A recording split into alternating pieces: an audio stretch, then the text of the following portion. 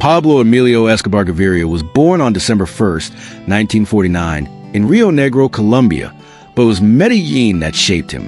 Medellín was a city where the law felt distant and survival felt personal. The poor lived above the city, clinging to hillsides. Police rarely came. When they did, they came afraid. In those neighborhoods, respect didn't come from education or titles. It came from fear. Pablo grew up watching men with guns command silence. He saw how money erased consequences. By the time he was a teenager, he had already learned a dangerous truth. If the system doesn't protect you, you replace it. This wasn't born from madness. It was born from observation.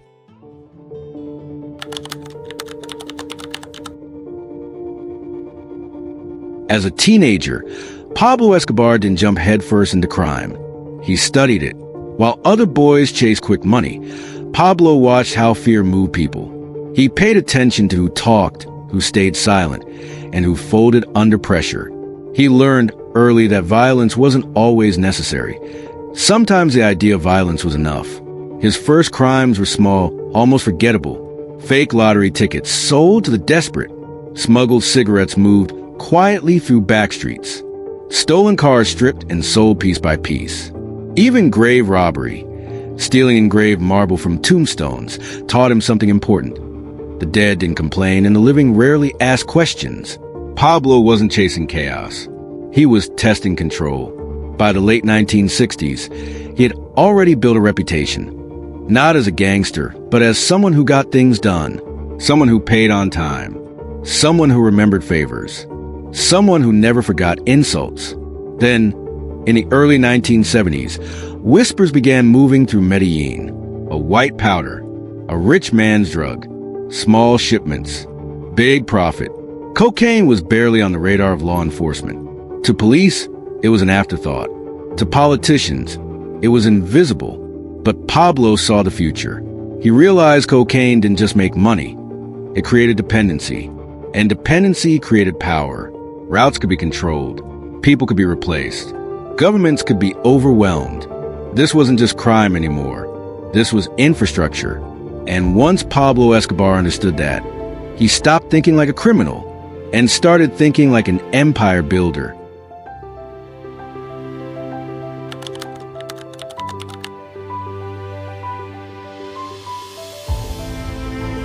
In 1975, Pablo Escobar crossed a line that cannot be uncrossed.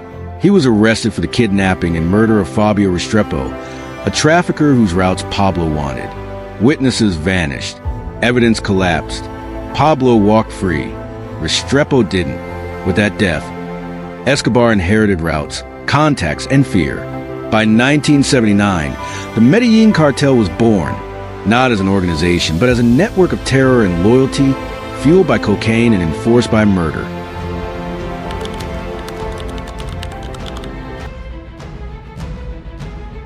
By the early 1980s, Pablo Escobar was earning more money than entire governments. Cash piled so high that rats chewed through it. Warehouses overflowed. Money was buried because banks couldn't handle it. But Pablo wanted more than wealth. He wanted immortality. He wanted children to say his name like a legend.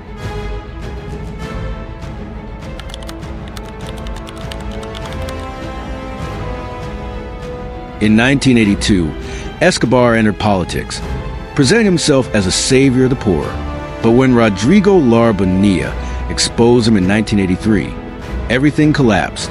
For Escobar, this wasn't justice. It was public humiliation. On April 30th, 1984, Lara Bonilla was assassinated. From that moment forward, Escobar no longer wanted acceptance. He wanted revenge.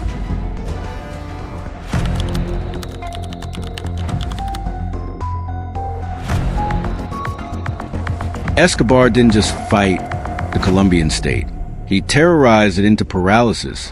After 1984, Colombia entered its darkest years. Violence was no longer hidden in alleys or jungles. It moved into open daylight. Judges were gunned down while sitting in traffic. Police officers were executed in front of their families. Journalists were silenced mid-sentence. Their words cut short by bullets. Fear became routine. Escobar's message was brutally simple. Plata plomo. Take the money or take the bullet. It wasn't a slogan. It was how the country functioned. By the late 1980s, Escobar escalated from assassinations to mass terror. He wanted the state broken, psychologically, publicly, permanently. In August 1989, presidential candidate Luis Carlos Galán, the strongest voice against the cartels and extradition, was assassinated at a campaign rally. Millions watched hope die in real time. 3 months later, Escobar ordered something unprecedented. On November 27, 1989, Avianca Flight 203 exploded midair, killing all 107 people on board. The intended target wasn't even on the plane. Innocence didn't matter anymore. Just days later, on December 6, 1989, a massive bomb tore through Colombia's Diaz intelligence headquarters in Bogotá, killing 63 people and injuring thousands. Windows shattered miles away. The capital shook.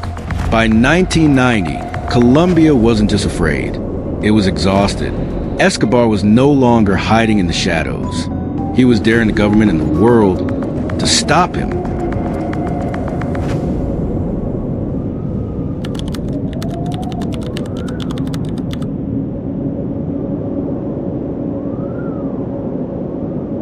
By 1991, Pablo Escobar was under pressure from every direction. The Colombian state was wounded but still standing. The United States was relentless. Intelligence agencies closed in. But there was one fate Escobar feared more than death itself: extradition to the United States. To Escobar, extradition meant erasure. No influence, no fear, no legend. So he did something unthinkable. On June 19, 1991, Pablo Escobar surrendered, but it wasn't defeat. It was negotiation. Escobar demanded his own prison, his own guards, and one unbreakable condition: he would never be extradited. The government, desperate to stop the bloodshed, agreed. La Catedral sat high in the hills outside Medellín, wrapped in mist and isolation. Officially, it was a prison. In reality, it was Escobar's final kingdom. Inside, there was a football field, a bar, private rooms, unrestricted visitors. Music played. Friends came and went. Power never left. From inside La Catedral, Escobar continued to run his operations. He ordered killings. He settled disputes. He reminded everyone that surrender had not changed who he was. But outside the walls, the illusion began to crack.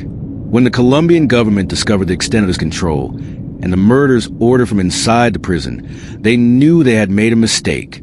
Plans were made to transfer Escobar to a real military facility. Escobar sensed it immediately.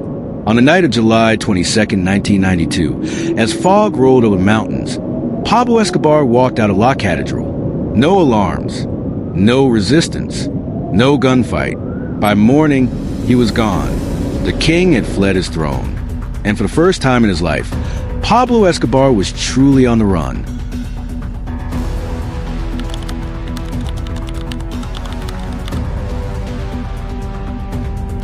The man who once ruled Colombia was now hiding in abandoned houses, moving constantly, trusting no one. His allies were dead. His money was useless. His voice on the phone became his greatest weakness. The search block, supported by U.S. intelligence, closed and slowly, methodically. Each call to his family revealed fragments of his location. Each day made him more desperate. Escobar grew paranoid. He slept little. He drank heavily. He stared at walls where power once lived. The city that once feared him now hunted him. On December 2, 1993, police traced the call to a middle-class neighborhood in Medellín. When they stormed the house, Escobar ran.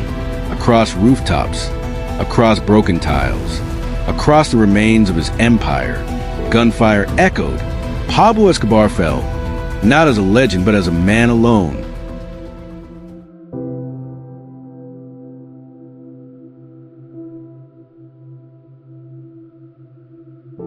Escobar died one day after his 44th birthday. No speeches, no escape, just silence. The Medellín cartel collapsed, but the damage remained. Pablo Escobar didn't just sell drugs. He reshaped crime, terror, and power forever.